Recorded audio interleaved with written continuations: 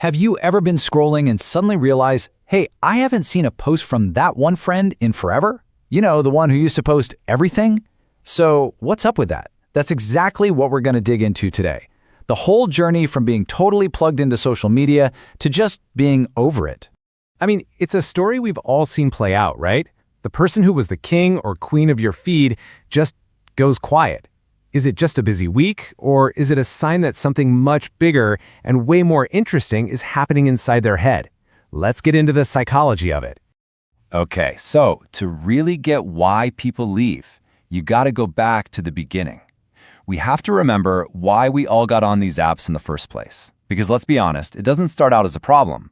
It starts out as a whole lot of fun. Think about it. That first year on an app is kind of magical, isn't it? You're finding friends you haven't seen since middle school, you're sharing that hilarious moment from last night's game, you're discovering new music, and you're finding people who nerd out about the exact same stuff you do. It can really feel like you finally found your people. But then, somewhere along the line, that feeling of pure fun and connection can start to feel a little different. It can start to feel a lot more like pressure, kind of like a job you didn't sign up for. All right, just picture this. It's the night of the school dance. You spend forever getting ready, you finally get that perfect group shot, then you spend another 20 minutes trying to find the right filter and thinking up a caption that sounds cool but also, effortless, and then you finally hit post. And what happens next? All of a sudden, you're not really at the dance anymore. You're in your phone. Every little buzz, every single ping gives you this tiny jolt of excitement. And that feeling, it's really powerful. And it's all being run by a tiny chemical messenger in your brain. Yep, that's dopamine. People always call it the feel-good chemical. But what's really going on is that it's more about motivation. It's that little nudge from your brain that basically says, hey, that was awesome, let's do that again. And every single like, every comment is one of those nudges, telling your brain to keep checking, keep scrolling, keep seeking. And that is the trap, right? You start chasing these little digital rewards. Your feed stops being a place to just connect with friends and becomes more like a hunt for validation. And you start comparing your post to someone else's, wondering why they got more likes. It's just this constant low-level pressure to perform. But then, for some people, something starts to crack. A whole new way of thinking starts to bubble up, and it totally changes the game. This right here, this is the turning point. What happens when you're laughing so hard with your friend in the cafeteria that you realize you haven't even looked at your phone in an hour, and you honestly don't care? That's the beginning of a huge shift. It all starts with a little bit of self-awareness. It's that moment when you finally lock your phone after a 30-minute scroll fest, and you don't actually feel any better. You feel kind of empty, maybe even a little anxious. That's the moment you start to realize that this habit isn't actually making you happy anymore. And this is where emotional maturity starts to kick in. It's the big realization that you can't get your self-worth from likes and comments. You can't just outsource it to the internet.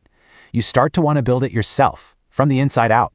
And suddenly, what some random person online thinks of your photo matters a whole lot less than how you actually feel. And that leads to a fundamental choice.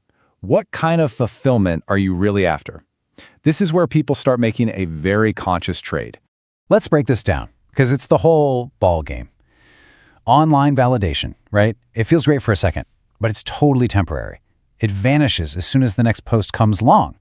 But real fulfillment, like nailing that hard part of a song on your guitar or having a deep conversation with a friend, that stuff is lasting. It actually becomes a part of who you are. So the whole point is, it becomes less about broadcasting your life and more about actually living it. It's this big shift toward valuing things that don't come with notifications. Things like your own mental peace, your ability to focus, and having real, uninterrupted time with the people you care about. So, how do people actually pull this off?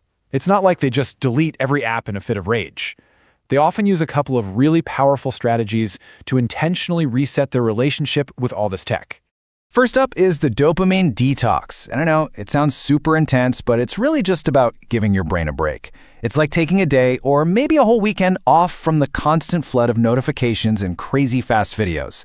It lets your brain's reward system just chill out and recalibrate so that simple things like a walk outside or reading a book start to feel rewarding again. And the other big one is digital minimalism. Now, this is not about becoming a hermit who lives in a cave. It's all about taking back control. It means being intentional, like turn off all the notifications that aren't from an actual person, set time limits on the apps you know you get lost in, unfollow every single account that makes you feel bad about yourself, and build a feed that actually inspires you. And maybe the most important step of all, schedule real time for hobbies that don't involve a screen. So, when you put all of this together, it leads to a really deep, final question about what this whole journey really even means. Because really, this isn't about saying social media is evil. For tons of people, it's still an amazing tool. This is about a personal evolution. It's about a person's own internal priorities changing as they figure out what actually makes them feel happy and fulfilled and at peace. Which brings us all the way back to the beginning. When someone steps away from their feed, are they running away from a problem, or are they running towards a new, more mature version of themselves? About It's something what this to think whole about. journey really